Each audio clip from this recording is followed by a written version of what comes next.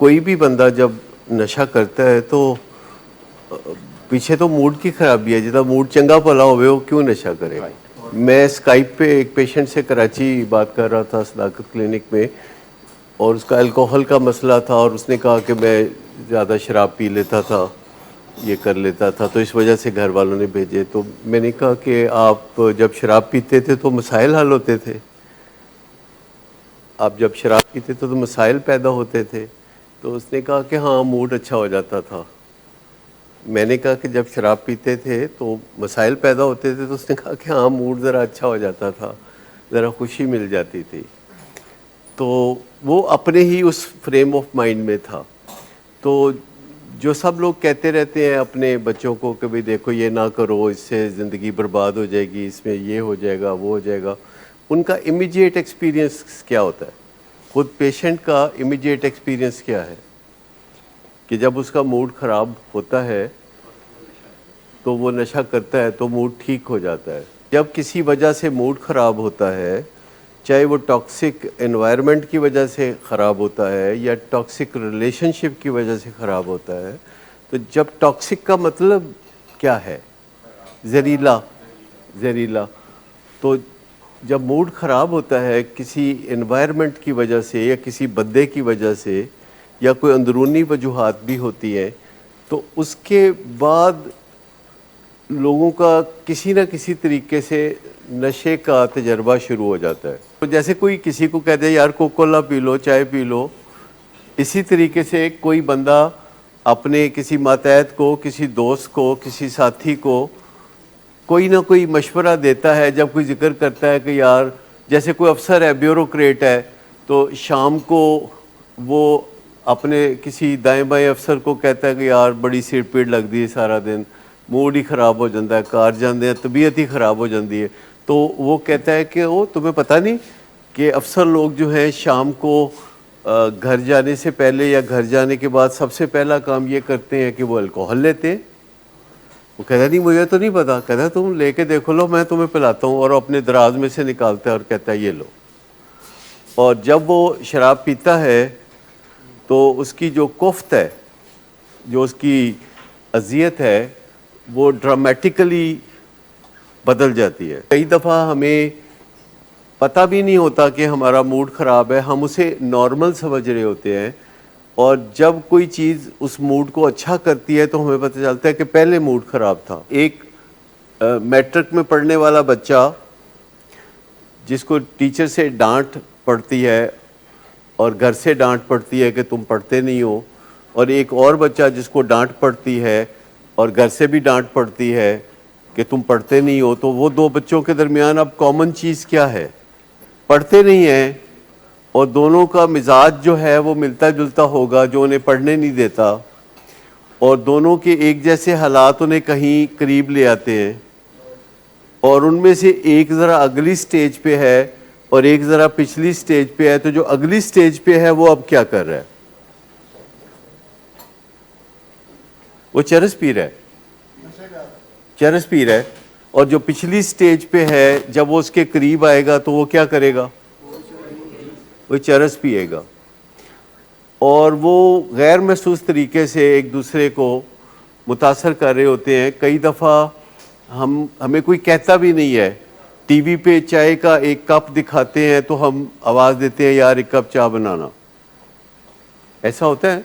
घर में कोई देखा टीवी पे पिज़्ज़ा आ गया है तो बंदा कहता है यार पिज़्ज़ा ऑर्डर करो। कहा किसी ने कुछ नहीं, बस उसकी तस्वीर देख के तो हमारे ज़हन में ख्याल आ जाता है। कोई एक काम कर रहा है तो उसको देख के हमारे ज़हन में ख्याल आ जाता है। कहीं ना कहीं एक जैसे लोग आपस में मिल बैठते हैं, कहीं ना कहीं उनके अंदर कोई कशिश होती है कि वो एक दूसरे के करीब आना शुरू हो जाते हैं। आपने कभी देखा है कि यूरोप अमेरिका में कहीं भी जाएं तो वहाँ एक चाइना टाउन होता है। चाइना टाउन में क्या होता है? सारे चाइनीज़ होते हैं जी। हाँ, मतलब सारे चाइनीज़ होते हैं, कहीं सारे पाकिस्तानी होते हैं, कहीं सारे इंडियंस होते हैं। तो इसका मतलब है कि एक जैसे लोग एक जैसे लोगों के लिए कशिश रखते हैं। इनकी मर्ज़ी खुद इनके ऊपर नहीं चलती और हम इनसे वादे लेते रहते हैं। कस्में खिलाते रहते हैं। ये ऐसे ही है जैसे किसी बंदे को ब्लड प्रेशर हो और हम उसको कसम खिलाएं कि तुम अपना ब्लड प्रेशर जो है विल पावर से ठीक कर लो। ऐसा हो नहीं सकता। और ये जो सारी चीज़ें हैं ये चलती रहती है, एक बैड फीलिंग अंदर चलती रहती है, क्योंकि कभी कभी जब पेशेंट मेरे ज़्यादा करीब हो जाते हैं, बातचीत दिल की करने लगते हैं, तो एक फ़िक्रा सब बहुत कहते हैं कि मुझे अपना आप पसंद नहीं है, I don't like my self. आपने एक लफ्ज़ बाइपोलर अक्सर यहाँ सुना होगा, बहुत ज़्यादा बाइपोलर का लफ्ज़ सुना होगा, और तकरीबन 60% मरीज़ों में ये उनसर पाया जाता है जिसे बाइपोलर कहते हैं। और इस बीमारी का और ड्रग्स की बीमारी का, एडिक्शन की बीमारी का आपस में बड़ा गहरा रिश्ता है। कुछ चीज़ों का नशे की बीमारी से बहुत गहरा रिश्ता है, जैसे चाइल्ड अब्यूज़ है, उसका नशे की बीमारी से बहुत गहरा रिश्ता है, जिसको सब हशप करते हैं। और ये 5-7 साल की उम्र में जो हफ्ते मुआशरे में होते हैं बच्चों के साथ, और उस वक्त उनको बिल्कुल पता नहीं होता कि ये क्या चीज़ हो रही थी, और जब वो ग्रो अप कर जाते हैं तो उनको पता चलता है कि वो चीज़ कोई गंदी चीज़ थी, और उन्हें लगता है कि वो गंदे हैं, खुद अपने आप को लगता है। तो बहुत दफ़ा चाइल्ड अब्यूज़ पीछे होता है, और वो एक ऐसा टॉपिक है जिसे टैबू टॉपिक कहते हैं, जिसका जिक्र नहीं किया जा सकता, फिर जिसका तदारक भी नहीं किया जा सकता, जिसकी सफाई भी नहीं की जा सकती। कारपेट के नीचे जो गंद होता है उसकी कोई सफाई नहीं करता, और ये काफ़ी कॉमन चीज़ है। प्लस मूड डिसऑर्डर होना, हमारे आबाओ अजदाद जो होते हैं वो हम में रिफ्लेक्ट करते हैं। अगर हम नहीं देखेंगे तो हम एहतियात नहीं कर सकेंगे, चाहे वो रिफ्लेक्शन डायबिटीज़ की हो, चाहे वो हार्ट डिजीज़ की रिफ्लेक्शन हो।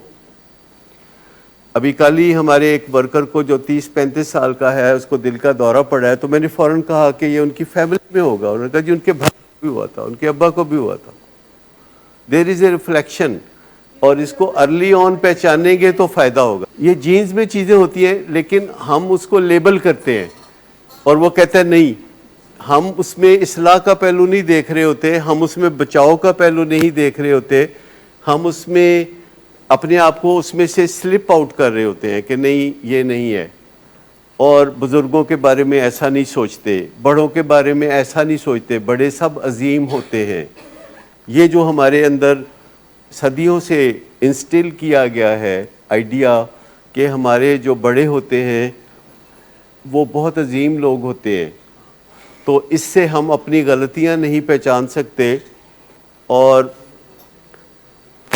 अपने आप को बचा नहीं सकते, चाहे वो डायबिटीज़ हो, चाहे वो हार्ट डिजीज़ हो, चाहे वो बाइपोलर डिसऑर्डर हो, चाहे एडिक्शन हो, चाहे अल्कोहलिज्म हो। हम वो काम नहीं करते तो उसके नताइज और उसके समरात से महरूम रहते हैं। तो अगर हम समझें कि हमारे फैमिली मूड की पीछे एक रिफ्लेक्शन है, क्योंकि हर दफ़ा एक खातून और एक बंदा दो मुख्तलिफ बैकग्राउंड के हामिल होते हैं, और उनकी जब शादी होती है तो उनकी जीन्स आपस में मिक्स एंड मैच करती हैं, मर्ज करती हैं। चाहे जाए कि फ़र्स्ट कज़न मैरिज हो तो उसमें ये काम और भी ख़राब होता है, इसलिए फ़र्स्ट कज़न मैरिज से परहेज़ के लिए कहा जाता है। और जो लोग फ़र्स्ट कज़न होते हैं उनमें ये मौरूसी बीमारियां और उभर कर सामने आती हैं, और जो लोग फर्स्ट कज़न नहीं होते उनमें बीमारियां धीमी पड़ती चली जाती हैं। You can always beat the genes. Genes को बीट किया जा सकता है, बहुत आसानी से बीट किया जा सकता है, क्योंकि काम ख़राब होता है जब जीन्स भी ठीक ना हो और एनवायरनमेंट भी ठीक ना हो। Nature versus nurture. अगर हमारी नेचर में डायबिटीज़ है तो हमारी नर्चर में भी डायबिटीज़ हो सकती है। अगर हमारे घर में सुबह नाश्ते में मगज़ मसाला और पाए और पराठे खाए जाते हैं तो फिर डायबिटीज़ वाली जीन्स भी हैं तो काम ख़राब हो जाएगा। तो हमें देखना पड़ेगा कि हमारी जीन्स क्या है और उनको हमने कैसे बीट करना है। जीन्स को बीट करना बहुत आसान बात है, ये बहुत आसानी से हम सब कर सकते हैं अगर जानते हो। जी,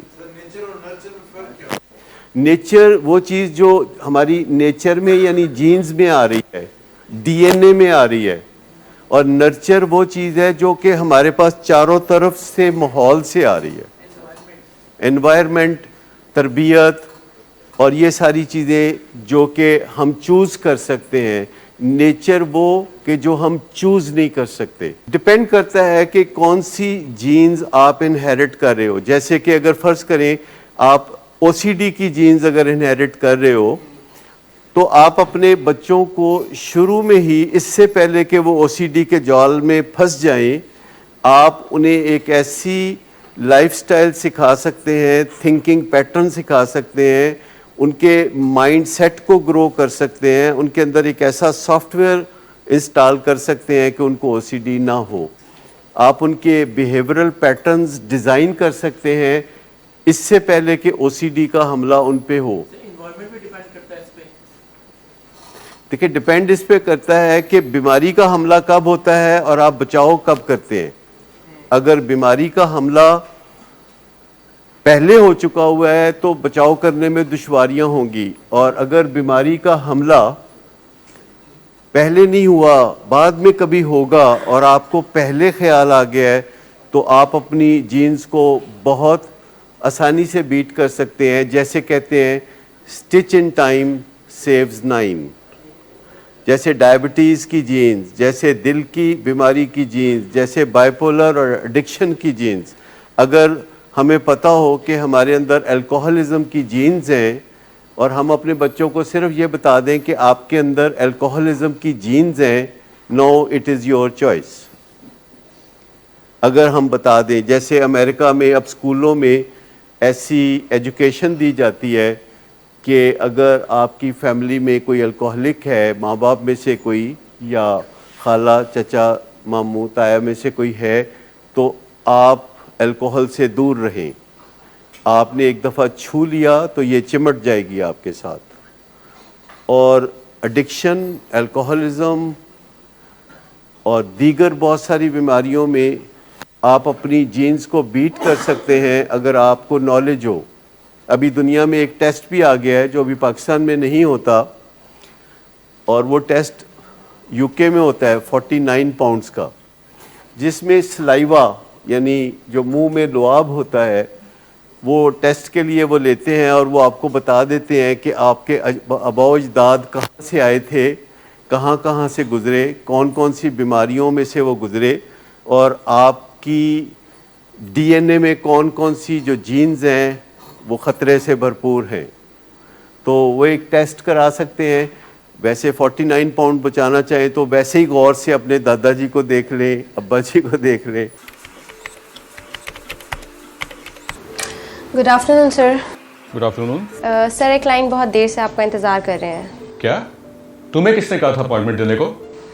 सर, कल शाम आप ही ने ही तो कहा था। झूठ बोलती हो तुम। मैंने तुम्हें कब कहा था? तुम सब झूठ बोलते हो मुझसे। शराब नोशी की वजह किरदार की खराबी नहीं, मूड की खराबी है। शराब नोशी कभी भी नशे की बीमारी में बदल सकती है। नशे की बीमारी हर स्टेज पर काबिल इलाज है। मदद हासिल कीजिए, क्योंकि वो ऐसा नहीं करेगा। विलिंग वेज से मदद हासिल कीजिए, कहीं से भी मदद हासिल कीजिए, लेकिन फौरी मदद हासिल कीजिए। जिस मुआवजे के इंतजार में आपने बहुत देर कर दी, अब वो दस्तक दे रहा है। मदद हासिल कीजिए, मदद हासिल कीजिए, मदद हासिल कीजिए। देखिए, एक है कि थोड़ा सा मूड ख़राब होना, डिप्रेशन की तरफ जाना, और फिर थोड़ा सा खुशी की तरफ चले जाना, और इसमें झूला झूलते रहना, कभी डिप्रेशन कभी एक्साइटमेंट। आप में से किसी को याद है कि आप नशा करने से पहले ऐसे थे कि कभी खुशी का मूड, कभी खुशी कभी गम, कभी खुशी कभी गम, और जब आपका मूड ख़राब होता था तो आप उसे ठीक करने के लिए कोई चारा करते थे, ड्रग्स लेते थे। या कोई ऐसा हो सकता है कि आपका मूड ज़्यादातर ख़राब भी रहता है और कभी कभी थोड़ा ठीक होके बस यहाँ तक आता है।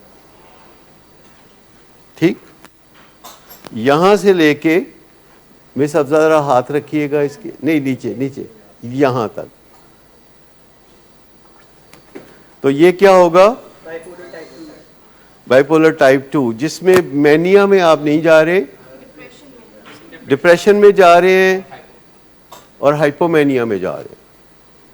सिंपल।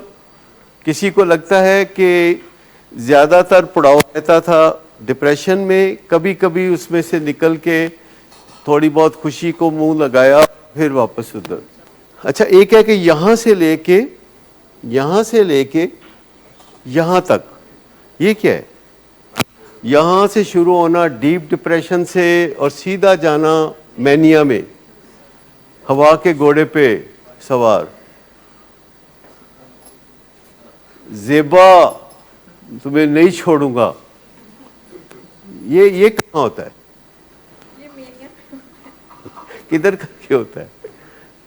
किधर करके आते हैं? ये बिल्कुल जोशीले और तबाहकुन मूड में। शीले और तबाहकुन मूड में, ठीक है, जिसमें तड़ियाँ लगाता है बंदा।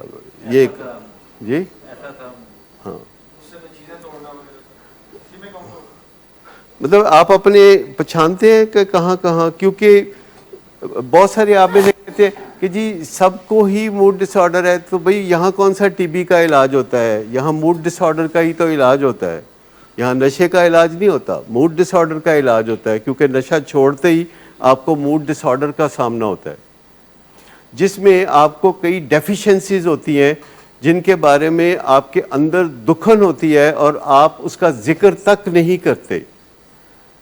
चाहे मैं तरले लूँ आपके कि मुझे बता दो भाई, तुम्हारी मेहरबानी मुझे बता दो, तो वो मुझे बताता नहीं है। ठीक, क्या करना चाहिए? अगर मैं खुद किसी को बुला के कहूँ कि यार मुझे बता दो असल बात, तुम्हारा दुख क्या है, तुम्हारी परेशानी क्या है, और वो कहे कि नहीं परेशानी कोई नहीं है, बताएंगे तो हल की तरफ जाएंगे। क्यों जी?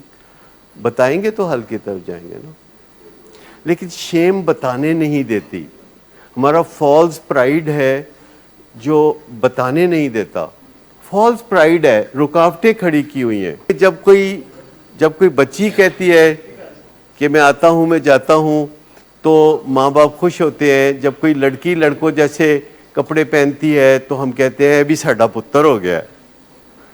तो मुझे बताइए कि जब कोई लड़का कहता है कि मैं आती हूँ, मैं जाती हूँ, मैं मेकअप करती हूँ, या मैं लड़की हूँ, तो आप खुद सोच लें कि माँ बाप कैसे रिएक्ट करते हैं। तो औलाद होती है, हर किसी को औलाद की ख्वाहिश होती है। जिनकी औलाद नहीं होती तो उनको बड़े दुख होते हैं, और वो शायद उस टाइम पे उनसे पूछा जाए कि अगर आपको कोई औलाद मिल सकती है, चाहे वो ट्रांसजेंडर ही हो, तो ले लेंगे? तो लेंगे। लेकिन अगर अल्लाह ने 2 बेटे दिए हैं, 2 बेटियां दी हैं, एक ट्रांसजेंडर है, तो उसके साथ ये सलूक के आखिरकार उसको घर से धकेल के किसी गंदी जगह पहुंचा के दम लेना है। सिर्फ ये कबूल कर लेने से कि ये ट्रांसजेंडर भी एक जेंडर होता है, इसकी भी कोई तालीम होगी, और ये भी बड़ी होके ये वकील, डॉक्टर या इंजीनियर बन सकता है, बिजनेसमैन बन सकता है, उसे गंदगी से दूर रखा जा सकता है, उसे इज़्ज़त की ज़िंदगी, एक्सेप्टेंस की ज़िंदगी अगर दी जा सकती है, और वो नहीं दी जाती तो उसके नताइज आपको पता है क्या निकलते हैं? फिर वो कहाँ पहुँचता है वो बच्चा। ट्रांसजेंडर की जो हम बात कर रहे हैं, ये वो बच्चे होते हैं जो कि अब आजकल वो हार्मोनल थेरेपी के पीछे पड़ जाते हैं।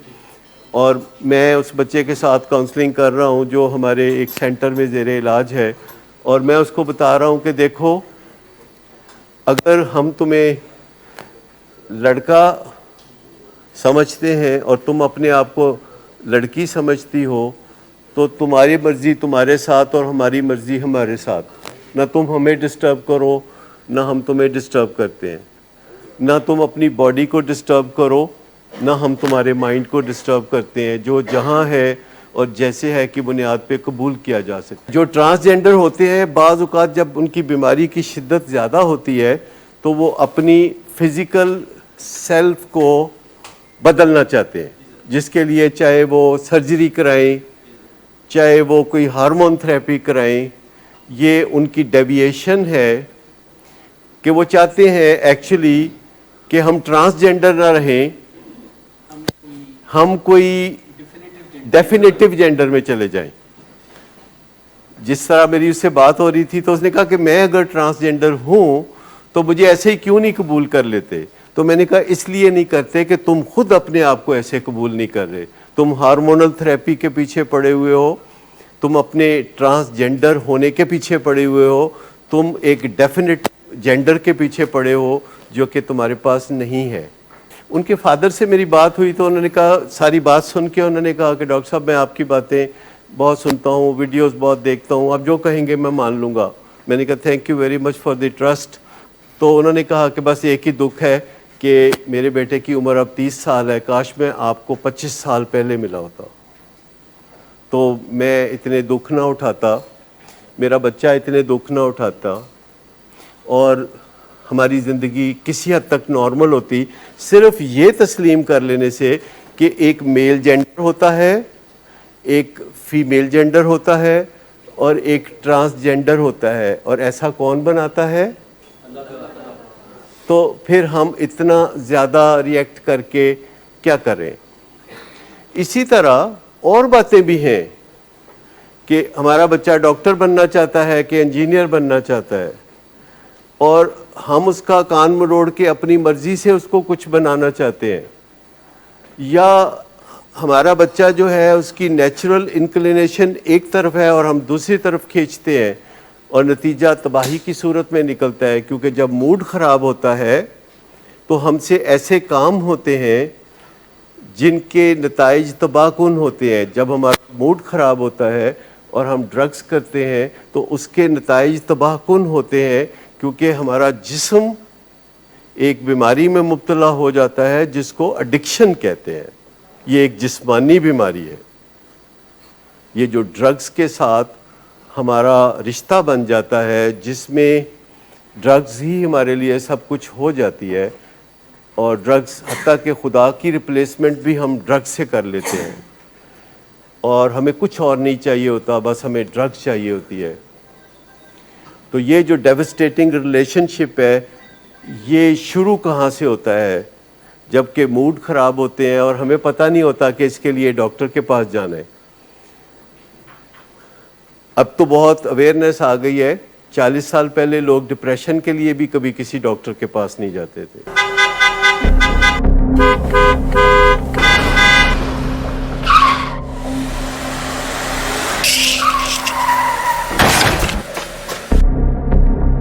घटिया इंसान, इतनी देर से गेट क्यों खोला?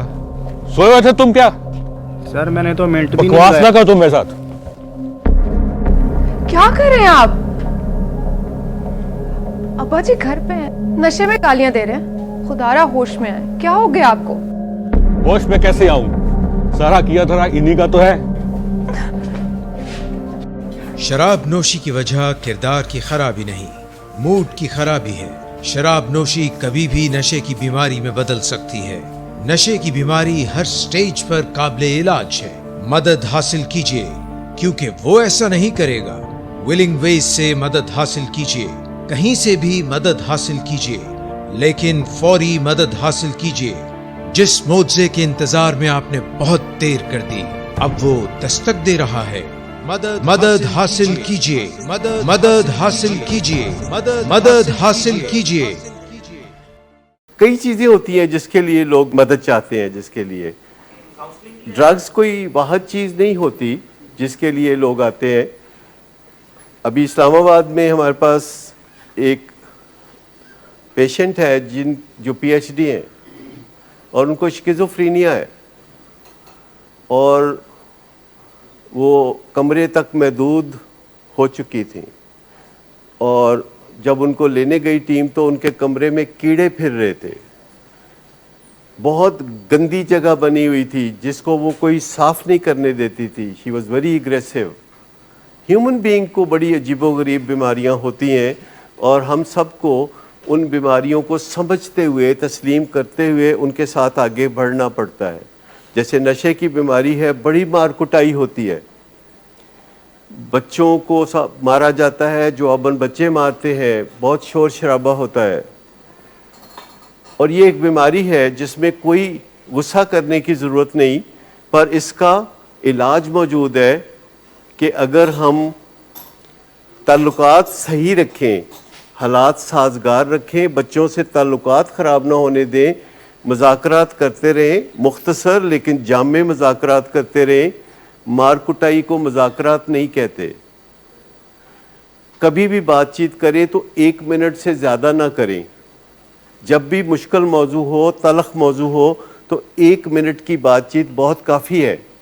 आप कह सकते हैं कि तुमने ये किया, मुझे अच्छा नहीं लगा और मैं बहुत दुखी हूँ, प्लीज़ ऐसे ना किया करो, मैं तुमसे बहुत प्यार करता हूँ। मुझे बताइए इसमें कितना वक्त लगता है? जब रात को 3 बजे बच्चा नशा करके आता है और आप उस वक्त या सुबह उससे बात करते हैं, कोई 1.5 घंटा गिद्दड़ कुट करना कोई ज़रूरी बात तो नहीं है, कोई बिस्ती प्रोग्राम से कोई फ़ायदा तो नहीं है। आप सिर्फ 1 मिनट में बात अपनी कर सकते हैं कि रात तुम आए थे, तुम ड्रंक थे, तुम अपने आप को संभाल नहीं पा रहे थे और तुम्हें इस हालत में देख के मेरा कलेजा फट रहा था, मेरा दिल दुख रहा था और तुम मेरे बेटे हो, मैं तुमसे बहुत प्यार करता हूँ, प्लीज़ ऐसे ना किया करो। और देन लीव इट, उस वक़्त के लिए छोड़ दें। फिर 2 घंटे बाद, 4 घंटे बाद, अगले दिन आप फिर यही बात कर सकते हैं।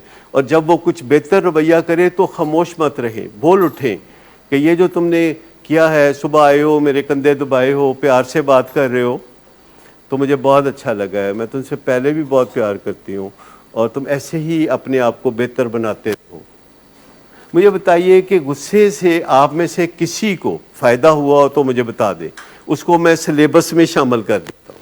आपने गुस्सा किया, फ़ायदा नहीं हुआ, आपने प्यार से ट्राई किया, फ़ायदा नहीं हुआ, फ़र्ज़ करें यही फेट होनी है इस इंटरेक्शन की, इस कोशिश का यही नतीजा निकलना है कि फ़ायदा ना हो, तो गुस्सा करके फ़ायदा ना हो तो बेहतर है कि प्यार करके फ़ायदा ना हो तो बेहतर है।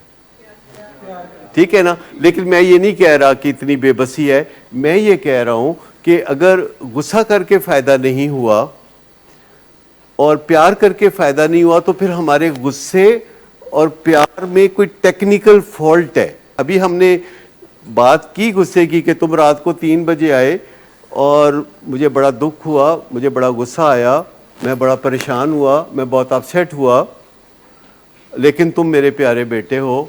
मुझे बताइए कि ये गियर शिफ्ट करना कोई आसान काम है कि आप ये कहते कहते कि तुम पे मुझे बहुत गुस्सा आया, तुम पे मुझे बहुत परेशानी हुई, मुझे बहुत दुख हुआ और मैं बड़ी तलखी महसूस कर रहा हूँ, और फिर कहना कि वैसे मैं तुम्हें प्यार करता हूँ और तुम प्लीज़ ये ना किया करो। तो एक बात को अच्छी तरह से अगर आप समझ लें कि गुस्से की डोज और प्यार की डोज क्या होनी चाहिए, क्योंकि अगर ये कोई इलाज का तरीका है तो इसकी कोई डोजेज होगी। अगर हम किसी चीज़ को इलाज के तौर पर इस्तेमाल करते हैं तो उसकी कोई डोजेज होगी, और अगर वो गुस्सा है तो उसकी कोई डोजेज होगी। गुस्सा ये भी होता है कि हम किसी को कह दें कि मुझे तुम पे बहुत गुस्सा है, जैसे डॉक्टर इजाज़ ने मुझे कल कहा कि डॉक्टर साहब मुझे आप पे बहुत गुस्सा है। तो एक तो ये तरीका है कि आप, मैं मिसाल देता हूँ, मैं मिसाल दे रहा तो मैं ये कह रहा हूँ कि एक ये डोज है, दूसरा है कि मुझे इतना गुस्सा आ रहा है कि मैं थप्पड़ मारूंगा, तीसरा ये है कि मुझे इतना गुस्सा है कि मैं मुक्का मारूंगा या मैं मार देता हूँ, चौथा ये है कि मैं लाठियाँ चलाना शुरू कर देता हूँ और कहता हूँ ये मेरे गुस्से का एक्सप्रेशन है, पांचवा ये है कि मैं गन फायर करता हूँ और कहता हूँ मेरा गुस्सा ये है। तो आपको गुस्से की कौन सी डोज पसंद है इसमें से जो मैंने अभी बताई है? कि मुझे गुस्सा आ रहा है। फादर बेटे को कह रहे यार मुझे बहुत गुस्सा आ रहा है, तुम ये क्या किया है तुमने यार, वैसे मैं तुम्हें प्यार बहुत करता हूँ, तुम मेरे दिल के बादशाह हो। एक बाप कहता है यार तुम मेरे दिल के बादशाह हो, ना तंग करो, मेहरबानी करो। तो गुस्से की डोज और फिर प्यार की डोज क्या है? प्यार की डोज क्या है कि आप कहते हैं यार मैं तुमसे प्यार करता हूँ। प्यार की एक डोज है कि आप मुंह चाट चाट के उसका है बिल्कुल गीला कर देते हैं। प्यार की डोज ये है कि आप जनाब उसे कहते हैं जो बेबी टॉक शुरू कर। क्या डोज है यार आप कह सकते हो मुझे गुस्सा आ रहा है, तुम पे नाराज़ हूँ मैं तुमसे, अंडरस्टैंड करो यार, या मुझे प्यार है तुमसे, तो बेटे हो मेरे यार, बड़ी मनतों मुरादों से तुम्हें पाया था। तो लो डोज रखें। हवा में ऑक्सीजन भी 20% होती है, वरना अल्लाह के लिए क्या मुश्किल था, पूरे सिलेंडर भर भर के भेज देता। 19%, 19% होती है। और कभी कमी महसूस हुई? लेकिन अनइंटरप्टेड चाहिए, मुसलसल चाहिए। अगर 5 मिनट के लिए खुदा खास्ता ये 90% है ये ख़त्म हो जाए तो क्या होगा? डेथ हो जाएगी। कोई नहीं बचेगा। तो एक सही डोज पहचानने के कितनी सही डोज है, उस सही डोज के साथ चले, से एनर्जी बचेगी। गुस्सा कम करेंगे तो आपका ब्लड प्रेशर भी ठीक रहेगा। प्यार कम करेंगे तो चौड़ भी नहीं होगा अगला बंदा, उसको समझ लग जाएगी कि बस ये इतना ही है। और आपके पास फिर पीछे प्यार बचा होगा, पीछे प्यार और के गुस्सा भी बचा होगा। लोड शेडिंग नहीं करनी पड़ेगी आपको। जब मौका मिलेगा आप प्यार का इजहार और गुस्से का इजहार आपने अपनी मूड और मिजाज पे, अपनी कन्वर्सेशंस पे काम नहीं किया, अपनी ज़िंदगी की गोल सेटिंग नहीं की, आपने मकसद हयात का तयन नहीं किया, और कहीं ना कहीं बोरियत, कहीं ना कहीं बेचैनी और ये चीज़ें रहीं। Good afternoon sir. Good afternoon. Sir एक क्लाइंट बहुत देर से आपका इंतज़ार कर रहे हैं। क्या तुम्हें किसने कहा था अपॉइंटमेंट देने को? सर कल शाम आप ही नहीं तो कहा था। झूठ बोलती हो तुम। मैंने तुम्हें कब कहा था? तुम सब झूठ बोलते हो मुझसे। शराब नोशी की वजह किरदार की खराबी नहीं, मूड की खराबी है। शराब नोशी कभी भी नशे की बीमारी में बदल सकती है। नशे की बीमारी हर स्टेज पर काबिले इलाज है।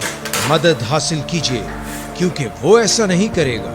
विलिंग वेज से मदद हासिल कीजिए, कहीं से भी मदद हासिल कीजिए, लेकिन फौरी मदद हासिल कीजिए। जिस मोज़े के इंतजार में आपने बहुत देर कर दी, अब वो दस्तक दे रहा है। मदद हासिल कीजिए, मदद हासिल कीजिए, मदद हासिल कीजिए।